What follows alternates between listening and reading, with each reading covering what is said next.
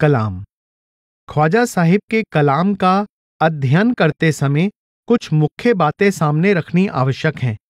यह कलाम सांकेतिक है। बाहरमुखी वर्णन के पीछे गहरे अंतर्मुख अर्थ छुपे होते हैं। पहले सुन आए हैं कि आप बार बार वहदत का वर्णन करते हैं, तो वास्तव में यह संदेश दे रहे होते हैं कि रचना में शक्लों, स्वरूपों, आकारों की अनेकता है, परंतु शक्ति की पूर्ण एकता है। जब ख्वाजा साहिब इश्के मजाजी की बात करते हैं, तो वास्तव में यह समझाते हैं कि वह एक निराकार ही अनेक रूप धारण करके अपने प्रेम का नाटक खेल रहा है। ख्वाजा साहिब ने सस्सी पुन्नू, सोहनी महिवाल, हीर रांझा आदि की कहानियों द्वारा मुर्शिद और मुरीद के आपसी संबंध पर प्रकाश डाला है। इसका एक अर्थ यह है कि जिस तरह पुन्नू, महिवाल और रांझा सस्सी, सोहनी और हीर के पास पहुंचे थे, उसी प्रकार परमेश्वर स्वयं मुर्शिद का रूप धारण करके मुरीद के पास पहुंचकर उसके अंदर अपना प्रेम पैदा करता है। ख्वाजा साहिब ने अनेक काफियों में पुन्नू, महिवाल या रांझा के मनमोहक स्वरूप, उसकी लुभावनी चाल, उसकी जानलेवा अदाएं, उसके नखरे, दिल पर तीर चलाने वाली आंखें और जुल्फों की ओर संकेत किया है।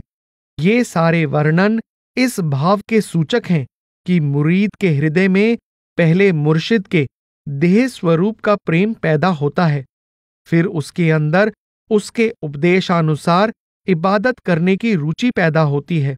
आम इंसान का शरीर रब के नूर पर पर्दा डालने का कारण बनता है, जबकि मुर्शिद की देह रब के नूर की किरणों को बाहर की ओर फैलाने का साधन है। सस्सी की कहानी में पुन्नू के चले जाने पर सस्सी मरुस्थलों में भटकती हुई जान दे देती है, तो उसकी आत्मा उड़कर पुन्नू के पास पहुंच जाती है। यह सांकेतिक वर्णन है। इसका वास्तविक भाव यह है कि जब मुरीद की आत्मा शरीर के आंखों से निचले भाग से सिमटकर अंदर एकाग्र और स्थिर हो जाती है, तो शरीर मुर्दे के समान हो जाता है और शरीर के बंधन से मुक्त हुई मुरीद की आत्मा अंदर मुर्शिद के नूरानी स्वरूप में समा जाती है। सोहनी महिवाल की कहानी में सोहनी दरिया पार करती हुई जान खो बैठती है, तो दूसरे किनारे से महिवाल उसके पास पहुंचकर उसे गले से लगा लेता है। दरिया को पार करना सांकेतिक वर्णन है। वर्तमान अवस्था में मुरीद के ध्यान की धारा बहुत जोर से ऊपर से नीचे और अंदर से बाहर की ओर बह रही है। जब मुरीद इस धारा के विरुद्ध तैरता हुआ शरीर के 9 द्वारों से ऊपर उठ जाता है, तो शरीर मुर्दे के समान हो जाता है। उस अवस्था में मुर्शिद का नूरानी स्वरूप खुद ही प्रकट हो जाता है और मुरीद की आत्मा उसमें समा जाती है। हीर रांझे की कथा में आता है कि रांझा योगी का रूप धारण करके हीर के ससुराल खेड़ों से हीर को अपने साथ लेकर दूर देश की ओर रवाना हो गया। यह भी सांकेतिक वर्णन है। मुरीद की देह मन और माया रूपी खेड़ों का घर है।